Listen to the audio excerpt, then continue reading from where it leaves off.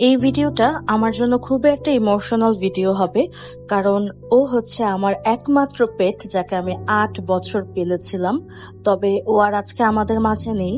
তো ওকে নিয়ে আজকের পুরো ভিডিওটা। আশা করছি আপনারা আমাদের পুরো ভিডিওটা দেখবেন। তো ওর নাম হচ্ছে গুগি। ও আমার একমাত্র পেট।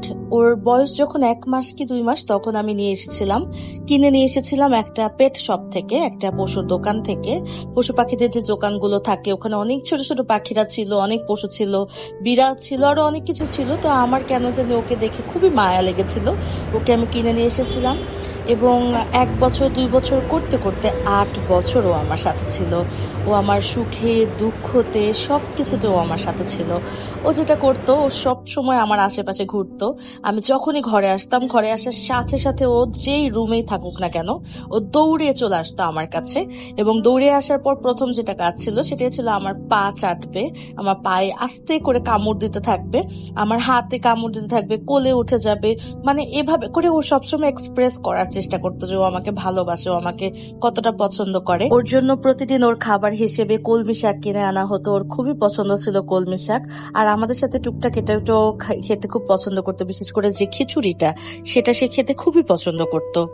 তো আমার যখন আমি কষ্টে থাকতাম বা কখনো মন খারাপ থাকতো বা একটু যদি কান্না করতাম, দেখতাম কেউ আশেপাশে দৌড়িয়ে চলে আসতো আর আমার আশেপাশে ঘুরতে থাকতো, আমাকে এমন ভাবে মানে টাচ করতো, মনে হতো কেউ আমাকে সান্ত্বনা দিচ্ছে, ও একটা মানুষ। আর ঠিক এভাবে করেই না ও আমার পাশে সব সময় বসে থাকতো। আমি যেখানেই বসি না কেন, যেখানেই থাকি না কেন, ও আমার সাথে এভাবে থাকতো। ইভেন আমি বাথরুমে যখন যেতাম, ও বাথরুমের দরজার সামনেও বসে থাকতো এভাবে করে। মানে এমন একটা ফিল হতো যে ও সবসময় আমাকে প্রোটেক্ট করার চেষ্টা করছে, মানে বডিগার্ড হিসেবে আমার সাথে সাথে আছে। তো প্রচন্ড একটা স্নেহ মমতায় জড়ানো একটা বাবু আমাদের ছিল সে। আর সারাক্ষণ আমার কোলে, আমার ফ্যামিলি মেম্বারদের কোলে, আমার আম্মুর কোলে সব সময় থাকতো। ইভেন আমার বাসার, মানে আমার ফ্যামিলি মেম্বারসরা যারা পেট ভয় পায়, বিড়াল কুকুর ভয় পায়, তারাও ওকে দেখে এত বেশি পছন্দ করতো। এবং প্রথম কথায় থাকতো, কেমন আছে তোমার গুগি। সো একটা ফ্যামিলি মেম্বার ছিল। বুঝতে তো পারছেন, 8টা বছর থেকে। 8 বছর কিন্তু আসলে যা তা ব্যাপার না।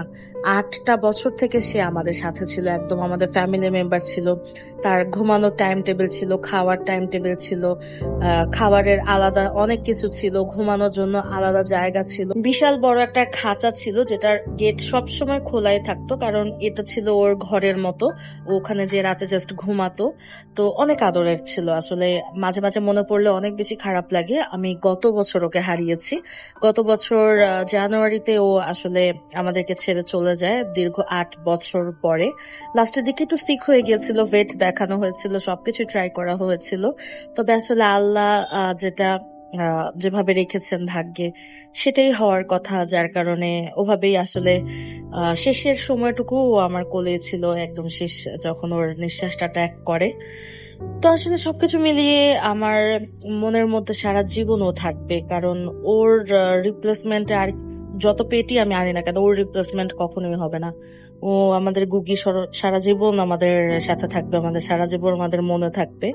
এখনো যখন মাঝে মাঝে ঘরে বসে থাকি, হুট করে মনে হয় কি ও আমার সামনে দিয়ে হেঁটে গেল, বা ও আমার পায়ের মধ্যে এসে খামচি দিচ্ছে, কামড় দিচ্ছে, এই ফিলিংসটা এখনো আমার হয়।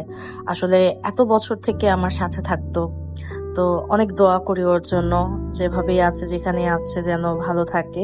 আর আসলে এর থেকে কষ্টের আর কিছু হতে পারে না আমার কাছে মনে হয়।